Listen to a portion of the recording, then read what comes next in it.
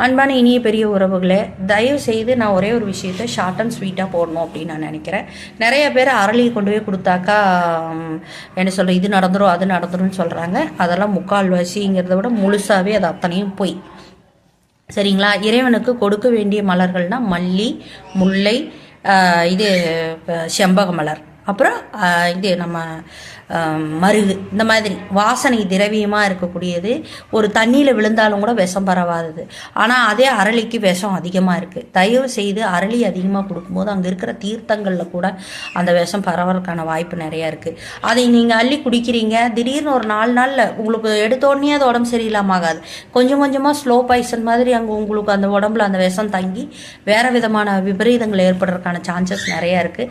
தயவு செய்து தேன் சொரியக்கூடிய தேன் கூட்டு பூவு இருக்கு இல்லையா, தேன் கூட்டு பூவு, செம்பருத்தி பூவு, இந்த மாதிரி ஆரோக்கியம் நிறைந்த வாசனை நிறைந்த பூக்களை கொண்டு போய் கொடுங்க. உங்களுக்கு கடன் இருக்குது, உங்களுக்கு ஒரு பிரச்சனை இருக்குது, உங்களுக்கு ஒரு சிரமமான சூழலெல்லாம் இருக்குதுன்னு சொன்னால் அரளி கொண்டு போய் போடுறதுனால உங்களுக்கு நடப்பதில்லை.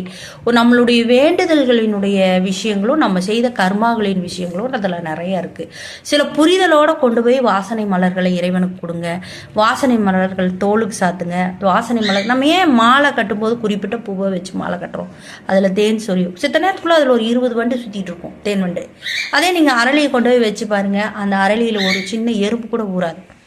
தயவு செய்து புரிஞ்சு பழகுங்க. இறைவன் உங்களுக்கான செய்யதை காத்துட்ருக்காரு. அவருக்கு நீங்கள் விஷத்தை பரிசாக கொடுக்காதீங்க. மருந்து மலர் மாதிரி அந்த அரளி, ஏன்னா அதையும் நான் சொல்லிடுறேன். 1 மலர் 2 மலர் அது நம்மளுக்கு கிடைக்காத பட்சத்துக்கு அதை வச்சிருக்கலாமே தவிர மற்றபடிக்கு அது இறைவனுக்கு நீங்கள் செலுத்துறது ரொம்ப தப்பு. செம்பக மலர் கொண்டு போய் கொடுங்க, இன்னும் மணக்கட்டும் உங்கள் வாழ்க்கை.